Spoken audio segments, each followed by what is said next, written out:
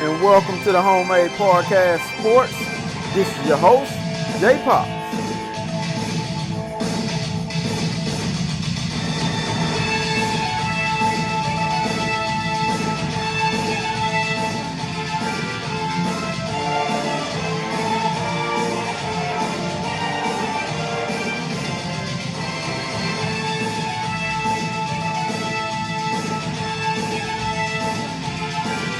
Welcome back to the Homemade Podcast Sports with your host, J Pops.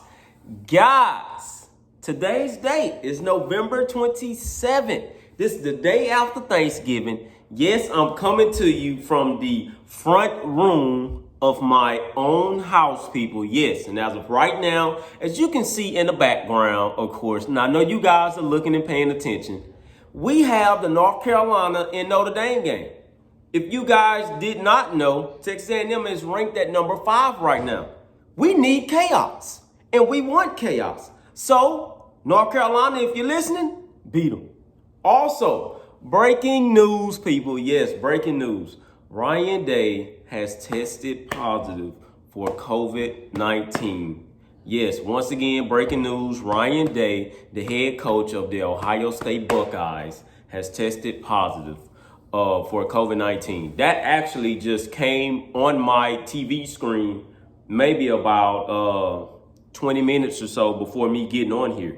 But also breaking news once again, Iowa State, people. Yes, Iowa State Cyclones. Iowa State fans, where you at? If you haven't came to this podcast before, well, come on in. Come on in. Texas fans, y'all been in this podcast. Now, I've seen a couple of you guys, but I will say this. Sam Ehlinger has go down as one of the more iconic quarterbacks in Texas history. Yes, it ain't got nothing to do with UT. This is an all A&M podcast. Yes, Texas A&M is our rival. Yes, we don't like them. I've been not liking Texas ever since I was a kid. But I will say that I do like when that University of Texas program is good and they're trending in the right direction so far as football wise. Now, what I will say is I don't know if Tom Herman is the man for the job. I don't. Now, is Tom Herman going to be gone in the next 24 hours after this Iowa State loss? No, people. So to anybody who was thinking that, no, he's not going to be gone. If he continues to lose the rest of the season down the stretch, then yeah, there's no doubt about it in my mind that Tom Herman is fired. That's just that. I do not believe that they'll let him stay as long as Charlie Strong stayed. Nor Mac Brown, of course. As of right now, Mac Brown should probably hold the record with being there for the longest or whatever. At least 1 or 2 or 1 through 5 or whatnot. But if he continues to lose down the stretch, yes, man, Tom Herman is going to be gone, people. Regardless to the recruiting classes that he's brought in, because of the simple fact of that the guys that's on the field now with his at the University of Texas, that's all Tom Herman's recruiting class. So it's just all about development at this point with YouTube. But anywho, let's get off of YouTube. But shout out to the Iowa State Cyclones for grabbing that spot in a Big 12 title game, man. This will be their first time ever going to the Big 12 title game since like 1912, I believe they said. 1912, people. That's over 100 years.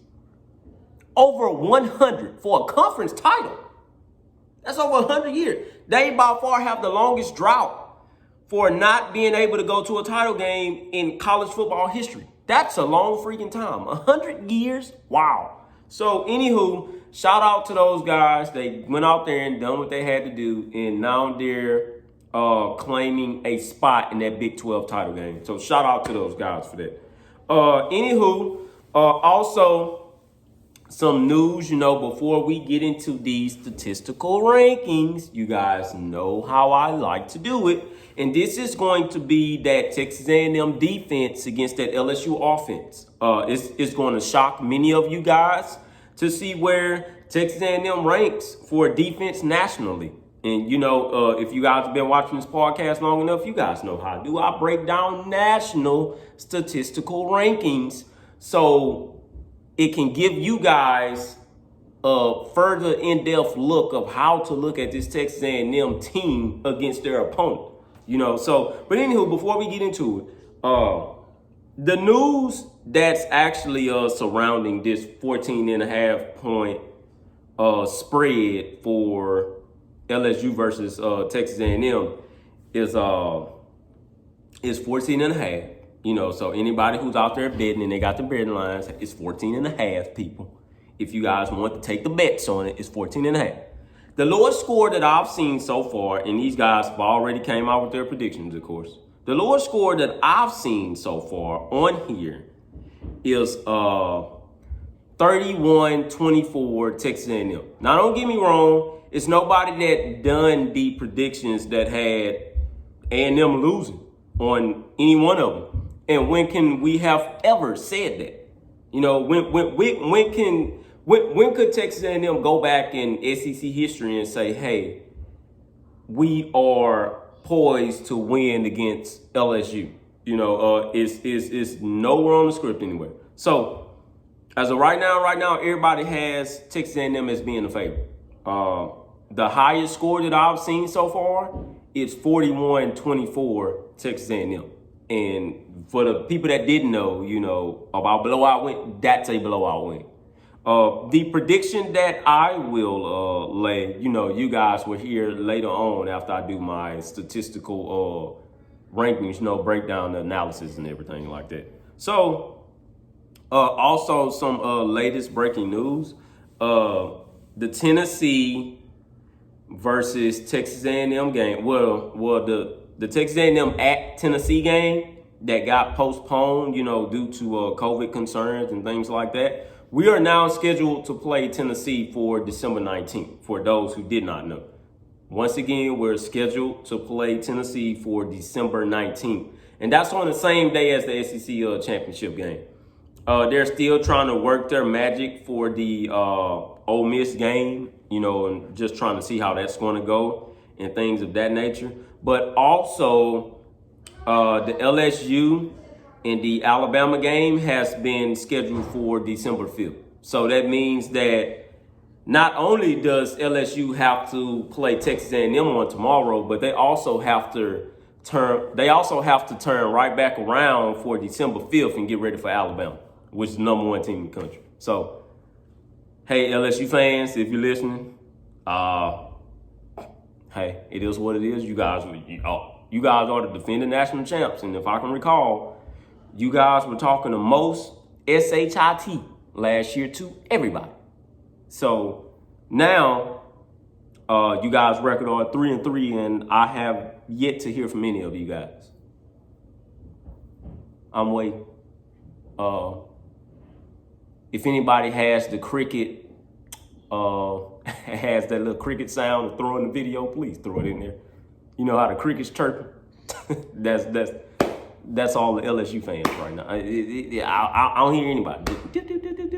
Nobody saying anything.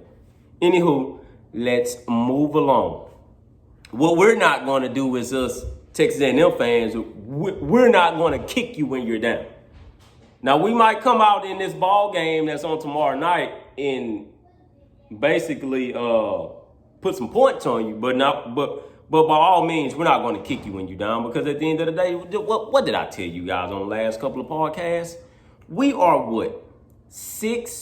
We are 1-6 against LSU all time ever since we've been in the SEC conference. So we don't have the right to talk shit.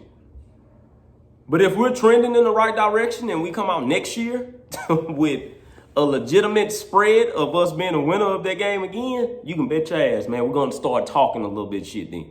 All right. So anywho, let's go ahead and get off into it. Let's not waste any time here. Let's go ahead and get on into it. Also, if you guys did not know, this game this weekend between Texas A&M and LSU, that winner ultimately holds the purpose for recruiting bragging rights. Although LSU is like number 3 in recruiting right now, man, which is insane to me. But I think they're number 3, and Oregon is right behind them at number 4. Early signing day is approaching. Early signing day is on, I believe, December 16th or December 16th through the 20th. It's something like that. I'm not sure right off the top of my head, but it's on 16th or the 20th, something like that. So, you guys be looking for that also. Anywho, let's go ahead and get on into it, though. Also, I want you guys to know the show is being sponsored by Dopeness Styles and also King Beard's grooming company. Also, I got my little drink and everything. Like I told you guys, man, this is a homemade podcast sports. I meant that. I'm not going to change from that. Even if somebody comes and find me, in which I hope they do. I'm not going to change. ESPN if you're listening, SEC Network if you're listening, I'm talking to you guys. But even if you guys come and find me, I'm not going to change that. I'm not going to change. This is the homemade podcast sports. I'll record right here in my home. And we're going to get off into it, man. We're going to make it very, very interesting and fun. This year, the drink that I have. And hell, we are all on Thanksgiving break. For the ones who's not on Thanksgiving break, well, hey, when you are officially on the Thanksgiving weekend. So that means when you guys get off of work, go and have yourself a good time. Right now, it's raining in the great city of Houston, Texas. That's the only reason why I'm not on my front porch at the moment, because it's raining. But this is the great city of Houston, Texas. Go and have a little fun wherever you are. Wherever you are and you're watching this podcast, go and have a little fun. I've been on vacation break since the 25th. That was the day before Thanksgiving. My day had already started, so hey, it is what it is. I'm off for the entire weekend. I don't return back to work until Monday, people. Me and my whole team doesn't return back to work until Monday. So who knows what they're doing. Anywho, in this cup alone, I'm going to tell you guys what I'm having, so you guys can maybe go and look this up. To all of the fellow Aggie community, also to guys all around the world that's watching this. You guys already know this is Martell. This is Martell mixed with a little bit of Dr. Pepper. It's pretty good. I got the purple straw. It's really kind of like lavender or hot pink, whatever you want to call it. My favorite color is purple. It's maroon too. Don't get me wrong. My favorite color is purple. That's my number 1 favorite color. But I'm going to have me a drink. And if you guys are listening, why don't you guys pour you up a drink also? Like I say, we're on Thanksgiving break, America. Talking to you. We're on Thanksgiving break. COVID-19 hit. This has been a real pretty crucial year, man. But hey, man, we're getting through it. We are getting through it, and we're closer and closer to 2021. Hopefully 2021 will let that Texas A&M stadium, which is the 12th man, fill back up again. That is all we're hoping for if you're a college football fan.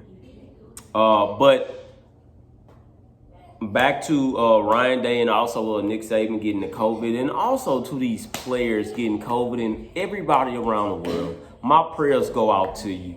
I'm so sorry. I've been overlooking that for the longest, but my prayers goes out to you guys. And if you guys seen, my little baby boy just ran across the entire video. That means that my kids are out. They've been out, just like you guys kids have been out. And the house is crazy right now. They're all insane, and they're just living it up. Hey, they're kids though, right? So we're not going to talk about them, but they can't get in the video anymore. So, but anywho, look at him. He just ran back across. Guys, forgive him. He's 4 years old. He still got a lot of energy in him. But anywho, prayers go out to all of you guys, and I wish that you guys get a speedy recovery. Also to Joe Burrow. Once again, Joe Burrow has nothing to do with Texas A&M. I know this, but that was a guy that made a statement in the college football world. Prayers goes out to that young man for tearing his ACL. And I believe also when they ran the test, his MCL was torn, and also a couple of more ligaments. So that wasn't just a normal ACL tear. He actually tore a lot of ligaments in his knee alone. So my prayers go out to that young man. I'm not sure how long he will be out.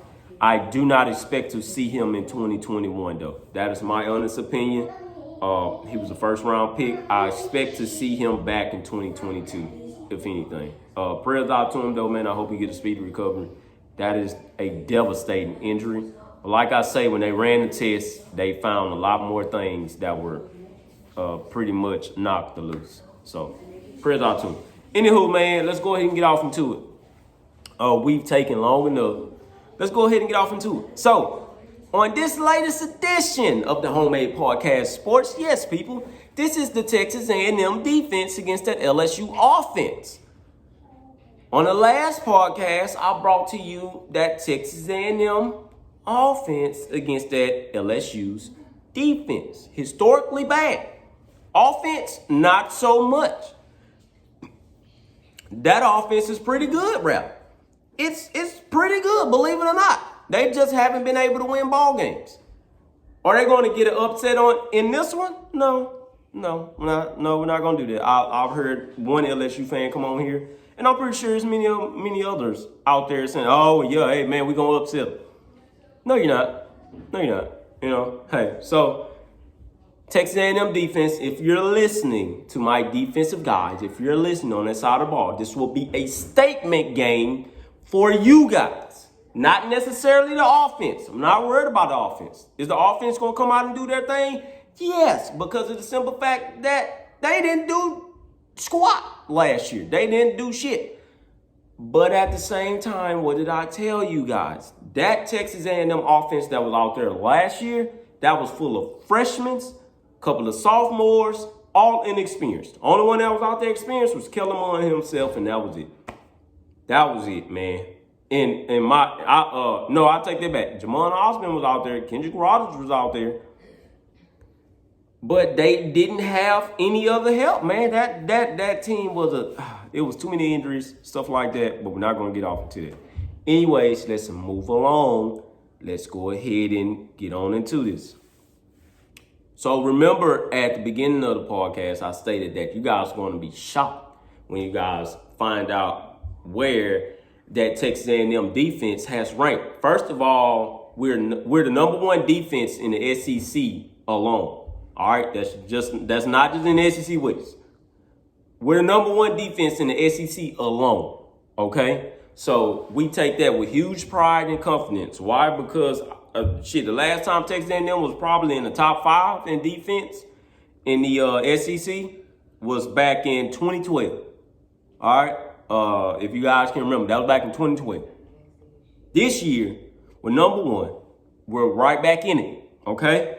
Our defense nationally, and I understand we didn't play those 2 games, because of the COVID. Our defense nationally, this time around, number 26 in the country. I need every Texas A&M fan that's looking at this podcast to stand up and give that defense a standing ovation. Once again, Texas A&M is ranked number 26 nationally in defense. We have not been ranked in the top 30 for 7 years now defensively. We have not been ranked in the top 30 defensively in 7 years now, man. That is crazy to me. We have now found our way back to being on the defensive side and being ranked in the top 30. In the top 30, man. Can you believe that? Wow. We're in the top 30. Mike Elko, if you're listening, you're doing something good, and I like it and I love it, and I hope that we can keep you around for at least 2 more years, man, because I know eventually you will get the head coaching job somewhere of your liking and your choosing, and Jimbo Fisher isn't going to get in your way. He's going to say, all right, man, best of luck to you.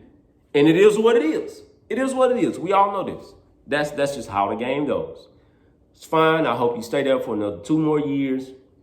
I hope you train whoever's under you to be not only just as good as you, but better than you. All right. Anywho, let's keep going. Number 26 defense for Texas A&M against the number 27 offense for LSU. This is why they only have Texas A&M as a 14.5 point favorite. This is the only reason. Also, because LSU has a freshman quarterback starting, which is in TJ Finley. This is the only reason why they have us as a 14-point favorite, 14.5 point. That's it. That's the only reason why. This is the reason why. But let's keep going. Let's break some things down here. See what you guys think at the end of the day. All right. Texas A&M first down defense is number 62 with 114 given up. LSU first down offense is number 61 with 122 made. Texas A&M third down defensive percentage is number 67 with .408. Excuse me there for a minute. LSU third down third down offense percentage is number 105 with .333. That's one of the reasons why they have us at the 14.5 point favorite. That's one of the reasons. All right. Texas A&M fourth down defense percentage is number 108 with .714. LSU fourth down offensive percentage is number 29 with exactly the same thing, .714 with 5 out of 7 made on the season. That means LSU has had to go for more fourth downs in that LSU's production under Ed Orgeron more than anything. Why? Because of the defense. They don't want their defense to come back out on the field. That's the whole point of going for it on fourth down. So Texas A&M is going to have to disguise the game plan and get away from being number 108 to being number 5 or something like that in their minds. And when they hit that Aggie field and understand that, hey, they're going to try to go for it on fourth down because they're not a good third down offensive team. Good first down offensive team, but if you keep on stopping them and they get the third downs, they're not a good third down team at all. Texas A&M has to expose that. They have to expose that and they have to make them work for it. Anywho, let's keep going. Texas A&M passing efficiency defense is 90th in the country, of course, with 149.53. That's 149.53 passer rate. LSU passing offensive efficiency is number 34 with 150.16.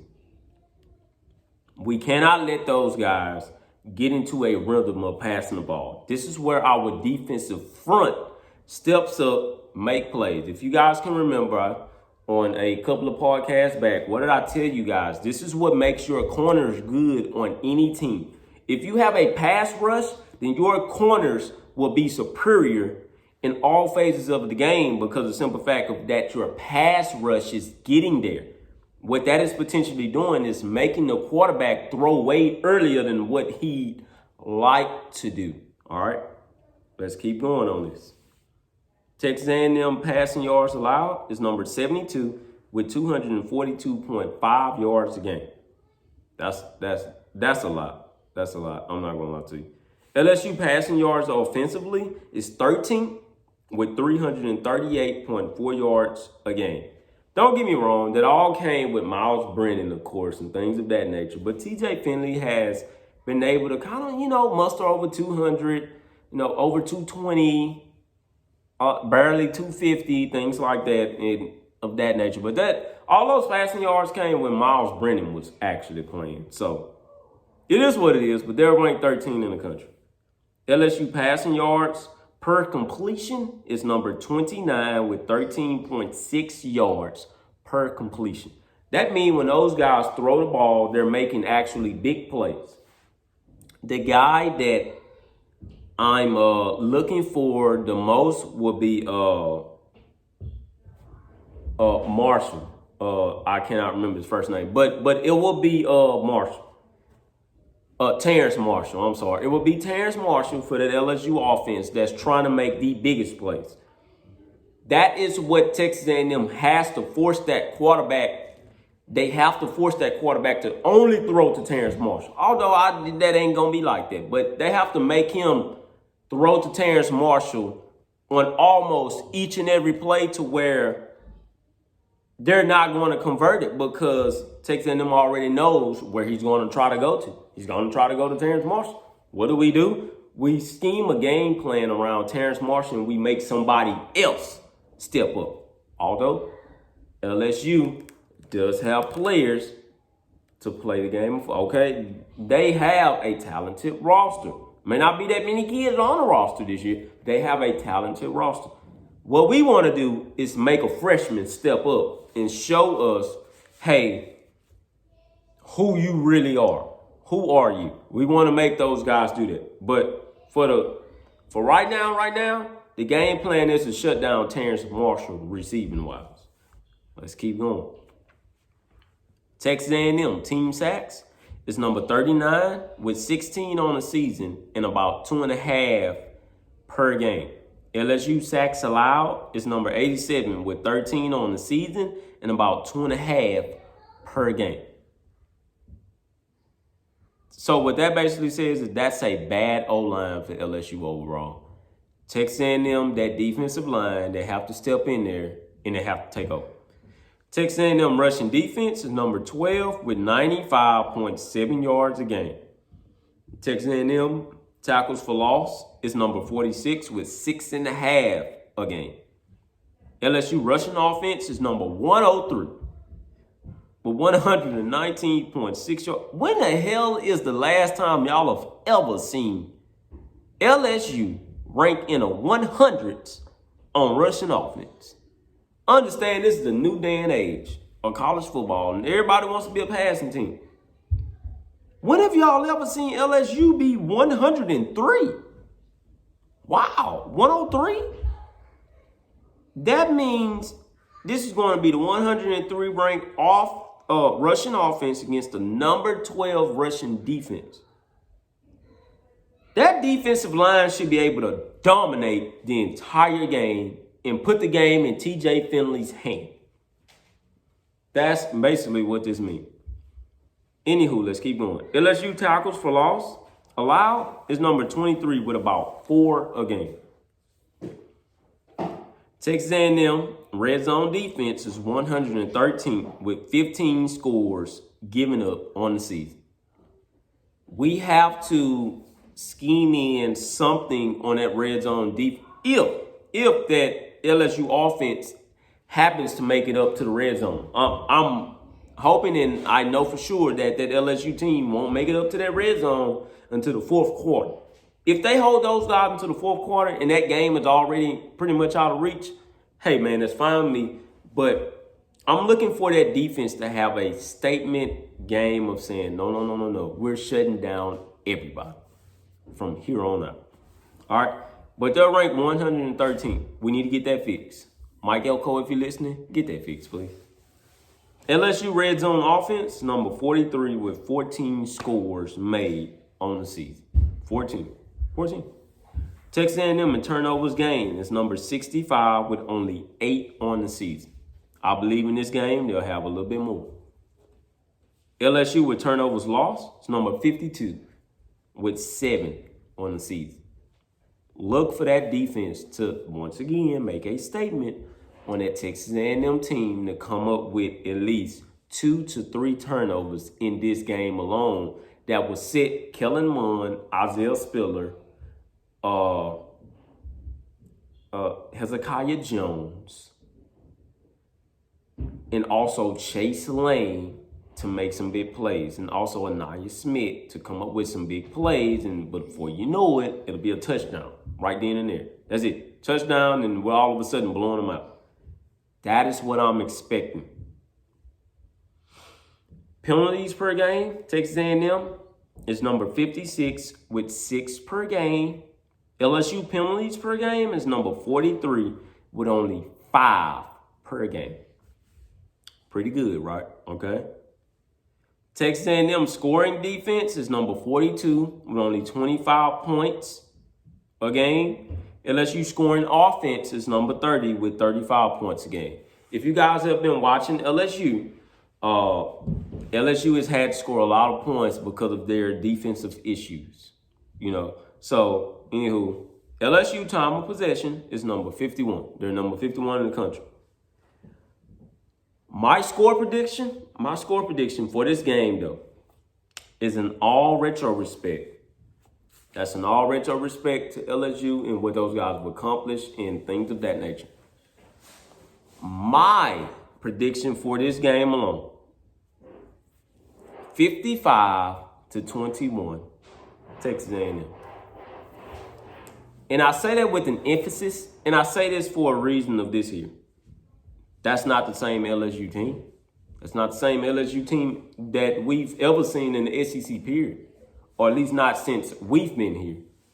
That, like I told you guys on Lavin, that was a historically bad LSU defensive team. Understand that all those guys are freshmen and things like that, but until Bo Pelini shows any of us anything, this is all around. And until Bo Pelini shows anybody anything.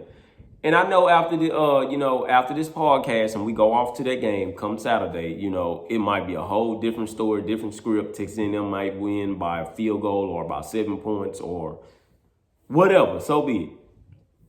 Until Bo Pelini shows me something, I don't believe LSU on defense will ever get good. I understand, due to COVID and things like that, they've had to work off of Zoom and stuff like that. But that's just as well as everybody else had to work off Zoom too. Man, you guys are one of the most talented teams in the country. Once again, I understand it's freshmen and things like that starting for that team, all of that nature. But hell, we had freshmen start on our team last year too. But we weren't that bad. There's nobody that come here to this podcast and tell me that, Texas A&M was that bad. No, we weren't. We wasn't that damn bad. We weren't that horrible, man. Now, we gave up 50 points to LSU. Yeah, that's fine. But hell, who wasn't giving up that many points to LSU? Now, for us to get 7 and not even much half the game, a little bit over competitive, that's what really hurt us. But for the most part, man, it's just wow. It's a wow to the LSU team. But this is the time when Texas A&M learns how to not take their foot off the throat of each and every opponent that they're going to face down the stretch. Like I say, after this week here, man, we have to get ready for Auburn. Auburn is on December 5th. Also, Auburn has to get ready for the Iron Bowl. That's on Saturday. So, hell, shit. No team has it easy, but we're not looking past LSU and saying, hey, well, we're worried about Auburn because they're ranked. Shit, no. LSU is an important game for that defense defensively. It's also an important game for Kellen Mond and Isaiah Spiller because those were the two guys that were on that team. They were starters. They started, and they completely got demolished. Also for that offensive line for Texas A&M, man. This is an important game because they got demolished that game. They got run over. They absolutely got run over. So this is a statement game for Texas A&M to come out and put their number 5 ranking hats on and say, hey, man, we're here. Now we're the ones that's standing over you guys. You guys were standing over us last year. Now it's our turn. In our home field.